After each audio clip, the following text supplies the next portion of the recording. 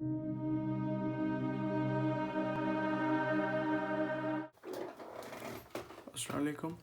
तो आज इस लेक्चर में हम डिस्कस करने वाले थे फिजियोलॉजिकल काजेज ऑफ एपोप्टोसिस। ठीक है, आप इसको जो है ना एपोप्टोसिस भी पढ़ सकती हैं और एपोटोसिस भी पढ़ सकती हैं। बेसिकली यहाँ पे जो पी है ये बीच वाली ये साइलेंट है। ठीक है, तो लिहाजा आप कुछ भी पढ़ सकती हैं, एपोप्टोसिस भी पढ़ सकती हैं और एपोटोसिस भी पढ़ सकती हैं। ठीक है, तो सबसे पहले उसकी फिजियोलॉजिकल काजेज आने से पहले हमें थोड़ा बहुत एपोप्टोसिस के बारे में पता होना चाहिए। बेसिकली एपोप्टोसिस जो है इसको हम बोलते हैं सेल डेथ। ठीक है, अब सेल की डेथ दो किस्म के थ्रू होती है। एक किस्म को हम बोलते हैं नाम निक्रोसिस का और दूसरे को हम नाम देते हैं एपोप्टोसिस का। ठीक है, तो मैंने दो किस्म बताए, एक नाम बताया निक्रोसिस और दूसरा मैंने नाम बताया एपोप्टोसिस। ठीक है, तो प्रेजेंटेशन स्टार्ट जब आप करेंगी तो ज़ाहिर सी बात है आपका टॉपिक एपोप्टोसिस है, लेकिन सर जो है ना आपसे पूछ सकते हैं कि नेक्रोसिस भी सेल डेथ है, एपोप्टोसिस भी सेल डेथ है, इन दोनों के बीच में डिफरेंस कौन सा है। ठीक है, तो सबसे पहला जो इन दोनों के बीच में डिफरेंस है वो कौन सा है, सेल डेथ रीज़न। हमें पता है कि नेक्रोसिस भी हम सेल डेथ को ही बोलते हैं, एपोप्टोसिस भी हम सेल डेथ को ही बोलते हैं, लेकिन सेल डेथ का जो रीज़न है वो दोनों का डिफरेंट है। ठीक है, मैं बोलूँ कि यहाँ पे इन दोनों के बीच में जो सेल डेथ का रीज़न है वो डिफरेंट है। चलिए आज पढ़ते हैं कि सेल डेथ का रीज़न इन दोनों के बीच में डिफरेंट कैसे हैं। अगर हम बात करते हैं जब भी नेक्रोसिस की, तो नेक्रोसिस इज ऑलवेज पैथोलॉजिकल। क्या होता है, ऑलवेज पैथोलॉजिकल। ठीक है, अगर हम बात कर रहे हैं एपोप्टोसिस की, एपोप्टोसिस इज ऑलवेज फिजियोलॉजिकल। मैं यहाँ पर आसान भाषा में भी समझाऊंगा। तो नेक्रोसिस की हम जब भी बात करें, necrosis is always pathological condition. ठीक है, अगर जहाँ पर भी आप पैथोलॉजिकल पढ़ो तो उसका मतलब होता है something related to disease, something related to disease. और जब फिजियोलॉजिकल की हम बात करें तो इसका मतलब होता है समथिंग रिलेटेड टू फंक्शन। ठीक है, समथिंग रिलेटेड टू फंक्शन। ठीक है, नेक्रोसिस हमेशा पैथोलॉजिकल होती है। ठीक है, और एपोप्टोसिस जो होती है ऑलवेज फिजियोलॉजिकल। ठीक है, पैथोलॉजिकल का मतलब आपको मतलब पता है कि समथिंग रिलेटेड टू डिजीज़। ठीक है, मतलब कि डिजीज़ जो हमें मिलती हैं वो अनफेवरेबल इन्वायरमेंट से मिलती है, मतलब कि बाहर से मिलती हैं। अगर मैं अनफेवरेबल इन्वायरमेंट की बात करूं तो अनफेवरेबल इन्वायरमेंट कौन सा है, स्ट्रेसफुल इन्वायरमेंट। ठीक है, स्ट्रेसफुल इन्वायरमेंट है। और उसके अलावा इन्फेक्शन भी आप बोल सकते हैं, सेल के लिए इन्फेक्शन भी एक अनफेवरेबल इन्वायरमेंट है। और सेल के लिए एक्स्ट्रा हीट। ठीक है, लिमिट से ज़्यादा सेल के अंदर हीट होगी वो भी क्या होगी, अनफेवरेबल इन्वायरमेंट होगा सेल के लिए। और उसके अलावा रेडिएशन। ठीक है, let suppose this is consider to be the cell. ठीक है, ये एक सेल है। ठीक है, इस सेल का जो डेथ का रीज़न है वो डिफरेंट है, और इस सेल यहाँ पे जो सेल है इसका डिफरेंट है। इन दोनों का हम डिफरेंस पढ़ रहे हैं। डिफरेंस कौन सा है, इनको जो इस सेल की जो डेथ हो रही है वो किस वजह से हो रही है, रेडिएशन की वजह से हो रही है, एक्स्ट्रा हीट की वजह से हो रही है, स्ट्रेसफुल इन्वायरमेंट की वजह से हो रही है, इन्फेक्शन की वजह से हो रही है। लेकिन जब हम बात करेंगे सेल एपोप्टोसिस के बारे में तो ये ऑलवेज क्या है, फिजियोलॉजिकल है। मतलब कि ये सेल हमारी बॉडी के अंदर काम कर रहा था, अब टाइम ज़्यादा हो गया तो ये सेल क्या हो गया, बूढ़ा हो गया। बूढ़ा हो गया तो ज़ाहिर सी बात है ये अपना फंक्शन अच्छे से परफॉर्म नहीं करेगा। अच्छे से फंक्शन परफॉर्म नहीं करेगा तो इस सेल की क्या हो जाएगी, डेथ हो जाएगी। मतलब कि जब ये सेल फंक्शन करना बंद करें, मैंने आपको बताया कि फिजियोलॉजिकल कंडीशन का मतलब होता है कि समथिंग रिलेटेड टू फंक्शन। ठीक है, और इसको सिंपली हम बोलते हैं programmed cell driven. Program cell death इस वजह से बोल रहे हैं क्योंकि जो है ना इसको पता होता है ये प्रोग्राम है, let suppose this is cell. ठीक है, ये 40 साल तक अपना काम करता है और उसके बाद जाहिर सी बात है नेचुरल प्रोसेस है तो ये सेल जो है ना वीक हो जाएगा। जब वीक हो जाएगा तो जाहिर सी बात है इसकी डेथ होगी। ठीक है, मतलब कि एपोप्टोसिस जो होती है वो फिजियोलॉजिकल कंडीशन के हिसाब से होती है, और जो नेक्रोसिस होती है वो पैथोलॉजिकल कंडीशन के हिसाब से होती है। और सबसे पहला डिफरेंस यही था। और दूसरा डिफरेंस जब हम बात करेंगे तो दूसरा डिफरेंस आता है सेल साइज़ का। ठीक है, तो सेल साइज़ का जो इनके बीच में डिफरेंस ये है कि नेक्रोसिस के अंदर जो सेल हैं वो बिकेम सोइल अप। आपने देखा होगा जब भी किसी का हाथ जलता है तो वो जो है ना वहाँ पे बबल बन जाते हैं। ठीक है, क्या होते हैं, सेल्स सोइल अप हो जाते हैं, सेल्स के अंदर जो साइटोप्लाज्म है वो फिल हो जाता है, एक्स्ट्रा हो जाता है। ठीक है, लेकिन एपोप्टोसिस की हम जब बात करेंगे तो वहाँ पे क्या होता है कि सेल बिकेम श्रिंक। ठीक है, सुखड़ जाते हैं सेल। दूसरा फ़र्क इन दोनों के बीच में यही है। ठीक है, और तीसरा फ़र्क है प्लाज्मा मेम्ब्रेन का। ठीक है, प्लाज्मा मेम्ब्रेन का।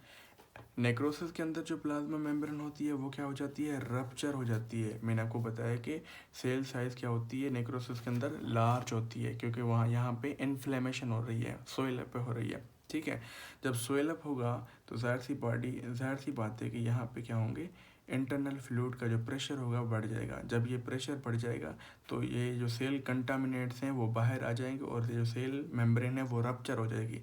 लेकिन एपोप्टोसिस के अंदर क्या होता है, ये सेल मेम्ब्रेन जो है रप्चर नहीं होती। इतना आपको समझ में आया। और उसके अलावा जो तीसरा डिफरेंस है वो है सेलुलर कंटामिनेंट्स। ठीक है, सेलुलर कंटामिनेंट्स। ठीक है, सेलुलर कंटामिनेंट्स का मतलब होता है कि जो सेल्स के अंदर पार्ट मौजूद हैं, जैसे कि माइटोकॉन्ड्रिया हो गई, गोल्जी बॉडीज़ हो गए, और क्या कहते हैं दूसरे ऑर्गन्स हो गए, जैसे एंडोप्लाज्मिक रेटिकुलम हो गया, स्मूथ एंडोप्लाज्मिक रेटिकुलम हो गया, रफ एंडोप्लाज्मिक रेटिकुलम हो गया। जाहिर सी बात है कि जब सेल के अंदर इंटरनल फ्लूइड का प्रेशर पड़ जाएगा तो सेल की मेम्ब्रेन जब फट रही है तो जाहिर सी बात है सेल के अंदर जो पार्ट्स ये मौजूद हैं माइटोकॉन्ड्रिया, ये भी बाहर चले आएंगे, मतलब कि एक्स्ट्रा सेलुलर फ्लूइड के अंदर चले आएंगे। लेकिन एपोप्टोसिस की जब हम बात करेंगे तो सेल यहाँ पे क्या हो रहा है, श्रिंक हो रहा है, मतलब कि यहाँ पे सेलुलर कंटामिनेट्स बाहर नहीं आते, लेकिन नेक्रोसिस के अंदर सेलुलर कंटामिनेट्स क्या आ जाते हैं, बाहर आ जाते हैं। तो पहला फ़र्क क्या था, काज ऑफ सेल डेथ का, और दूसरा फ़र्क था सेल साइज़ का, और तीसरा फ़र्क था प्लाज्मा मेम्ब्रेन का, और चौथा फ़र्क कौन सा हुआ, सेलुलर कंटामिनेंट्स का। ठीक है, इसके अलावा और भी फ़र्क हैं, लेकिन फ़िलहाल आपको इतने चारों फ़र्क आने चाहिए इसके मुतालिक। लिहाजा हम आते हैं अपने टॉपिक के ऊपर। एपोप्टोसिस के बारे में हमें पता चल गया है कि ये एक प्रोग्राम्ड सेल डिवीजन है, लेकिन यहाँ पर इस फिगर के अंदर जो बताया गया है वो है physiological causes of apoptosis. Physiological मैंने आपको बताया कि समथिंग रिलेटेड टू फंक्शन। ठीक है, जब फंक्शन के अंदर कमी आ जाए, वहाँ पर सेल की डेथ हो जाए, उसको हम बोलेंगे फिजियोलॉजिकल काज ऑफ एपोप्टोसिस। ठीक है, तो यहाँ पर उन्होंने जो है ना पिक्चर के अंदर चार बताए हुए हैं। तो सबसे पहला हम डिस्कस करेंगे आफ्टर सर्वाइविंग पर्पस। ठीक है, हमारी बॉडी के अंदर आपने सुने होंगे ब्लड मौजूद हैं। ठीक है, ब्लड मौजूद हैं तो ब्लड के अंदर एक सेल्स मौजूद होते हैं, जैसे कि आरबीसी हो गया, जिसका काम होता है to pick up the oxygen. ठीक है, ऑक्सीजन पिकअप करना। तो ऐसे ही हमारी बॉडी के अंदर वाइट ब्लड सेल भी होते हैं, उनके दीगर और टाइप्स हैं, जैसे कि यहाँ पे दो टाइप्स लिखे हुए हैं कि लिम्फोसाइट्स और neutrophils, these are also types of WBC. तो डब्ल्यूबीसी का काम क्या होता है कि जब भी कोई फॉरेन पार्टिकल आता है तो उसको इनगल्फ कर लेता है। ठीक है, तो आफ्टर सर्विंग द पर्पस का मतलब यही है कि हमारी बॉडी के अंदर जब कोई सेल ख़राब हो जाता है तो हमारे जो मतलब के सेल्फ डिफेंस वाले सिस्टम मौजूद हैं, जैसे कि डब्ल्यूबीसी मौजूद है, वो क्या करेंगे, उन सेल्स को जो है ना इनगल्फ कर लेंगे। मतलब कि हमारी बॉडी के अंदर एक सर्विंग सिस्टम है। तो फर्स्ट पॉइंट का मतलब यही हुआ कि हमारी बॉडी के अंदर जो भी डब्ल्यूबीसीज हैं, जिनके यहाँ पे टाइप लिखे गए हैं, लिम्फोसाइट एंड न्यूट्रोफिल्स, ये क्या करेंगे, डेड सेल्स को क्या करेंगे, इनगल्फ कर लेंगे। इनगल्फ करके उनको चबा जाएंगे, खा जाएंगे, यूज़ कर लेंगे। और दूसरा जो है ना फिजियोलॉजिकल चेंजेस कौन सी आती है, वो आती है सेल्फ डिस्ट्रक्शन सेल्स। ठीक है, सेल्फ डिस्ट्रक्शन, सेल्फ का मतलब होता है खुद, डिस्ट्रक्टिव का मतलब होता है कि डिस्ट्रॉय करना, और सेल का मतलब है स्ट्रक्चर यूनिट ऑफ लाइफ, मतलब कि एक सेल अपने आप को डिस्ट्रॉय करते हैं। ठीक है, एक होता है आटोफेगी। ठीक है, आटो मतलब कि सेम, फेगी मतलब होता है खाना, मतलब कि एक सेल जो है ना, सेल की बॉडी के अंदर पर्टिकुलर एक एंजाइम्स मौजूद हैं, एंजाइम्स मौजूद होते हैं, जैसे कि लाइसोजाइम एंजाइम है, ठीक है, वो सेल की बॉडी के अंदर मौजूद हैं। वो जब मतलब कि रिलीज़ करेगा सेल, तो सेल के अंदर जो भी कंटामिनेंट्स हैं, जो भी फ्लूइड हैं, जो भी साइटोप्लाज्म है, वो सेल के जो एंजाइम्स है वो इनगल्फ कर लेंगे, खा जाएंगे, ठीक है। तो दूसरा प्रोसेस ये हुआ कि सेल्फ डिस्ट्रक्शन, मतलब कि एक सेल जो होगा खुद ही अपने आप को डिस्ट्रॉय कर देगा। और तीसरा फ़र्क यहाँ पे बताया गया है इन्होंने फिजियोलॉजिकल काज ऑफ हेपेटाइटिस का, तो वो है एम्ब्रियोजेनेसिस। एम्ब्रियोजेनेसिस का मतलब होता है, embryo means baby, genesis means formation. During the formation of baby, अगर इंसान के एम्ब्रियोलॉजिकल पीरियड में देखेंगे, मतलब कि जब बच्चा एक होता है अपनी अम्मी की गोद में होता है, ठीक है, तो वहाँ पर एक उसे टेल मौजूद होता है ड्यूरिंग द एम्ब्रोनिक कंडीशन, ठीक है। लेकिन जैसे ही ये इसकी मतलब कि प्रोडक्शन होती जाती है, डेवलपमेंट होती जाती है, तो क्या हो जाता है, ये टेल यहाँ से डिसअपियर हो जाता है, मतलब कि गेट रिड ऑफ टेल, यहाँ से टेल गायब हो जाता है। अब यहाँ पे इन सेल्स के जो ये सेल कैसे गायब हुए, क्योंकि यहाँ पे इनमें हुई नेक्रोसिस नहीं हुई, यहाँ पे इनमें हुई एपोप्टोसिस, ठीक है। नेक्रोसिस का मतलब मैंने आपको अलग से बताया, ठीक है, वो भी एक सेल डेथ है। लेकिन यहाँ पे जो इसका टेल ख़त्म हो रहा है, यहाँ की जो सेल्स हैं वो मर जाते हैं, ख़त्म हो जाते हैं, तो वो कौन सा टाइप है, एपोप्टोसिस का टाइप है।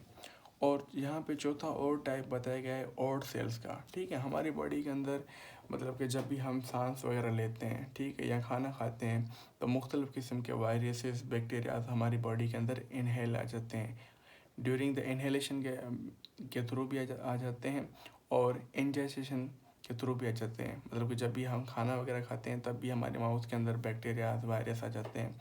और जब हम कोई गैस इनहेल करते हैं तो वहाँ से भी बैक्टीरियाज, मुख्तलिफ़ किस्म के वायरसेस, फॉरेन पार्टिकल्स हमारी बॉडी के अंदर आ जाते हैं, ठीक है। तो let's suppose this is considered to be the virus, ये एक हेल्दी सेल के ऊपर अटैक कर रहा है, ठीक है, हेल्दी सेल के अंदर अटैक कर रहा है, ठीक है। तो ये सेल क्या हुआ, वायरस इन्फेक्टेड हुआ, ठीक है, वायरस इन्फेक्टेड सेल हुआ, तो मतलब कि इस सेल को जो है ना वायरल इन्फेक्शन हो गई, तो इस वजह से इसकी भी डेथ हो जाएगी। तो इस प्रोसेस को हम बोलते हैं odd cell. Odd cell, odd cell का बेसिकली यहाँ पे जो मतलब निकलेगा वो ये है कि एपोप्टोसिस के ये जो है ना हमारी बॉडी के अंदर फ़ायदे हैं, मतलब कि हमारी बॉडी के अंदर कुछ पार्ट ऐसे हैं जहाँ पर जो है ना कैंसरियस सेल्स पैदा हो जाते हैं, और कैंसरियस सेल्स हम बोलते हैं वो सेल्स, ठीक है, जिनकी जो डेवलपमेंट हुई हो वो एबनॉर्मल तरीके से हुई हो, या एबनॉर्मल सेल्स को भी हम कैंसर सेल बोल सकते हैं। तो कैंसर सेल्स को ख़त्म करने के लिए, मारने के लिए ये फिजियोलॉजिकल काजेज़ हैं एपोप्टोसिस का, मतलब कि फिजियोलॉजिकल काजेज़ एपोप्टोसिस के जो है यहाँ पे 4 बताए गए हैं। उनमें से ये था आफ्टर सर्विंग पर्पस, जहाँ पे मैंने आपको जो है ना WBC का फंक्शन बताया, न्यूट्रोफिल का फंक्शन बताया, और सेल्फ डिस्ट्रक्टिव मतलब कि एक सेल जो है ना अपने आप को खुद इनगल्फ कर लें। और एम्ब्रोजेनेसिस में भी इसका फिजियोलॉजिकल काज है, कौन सा है, शुरुआत में एम्ब्रियो के अंदर जो टेल मौजूद होती है वो बाद में ख़त्म हो रही है, वो भी कौन से प्रोसेस के थ्रू ख़त्म हो रही है, एपोप्टोसिस के थ्रू ख़त्म हो रही है। और लास्ट में मैंने आपको ओड सेल्स बताएं। ओड सेल्स का मतलब ये है कि हमारी बॉडी के अंदर जो अनवांटेड सेल्स हैं, जैसे कि कैंसरियस सेल्स हो गए, ट्यूमरस सेल्स हो गए, इनको ख़त्म करने के लिए ये एपोप्टोसिस वाला प्रोसेस हमारी बॉडी के अंदर यूज़ होता है, ठीक है। अल्लाह हाफिज़।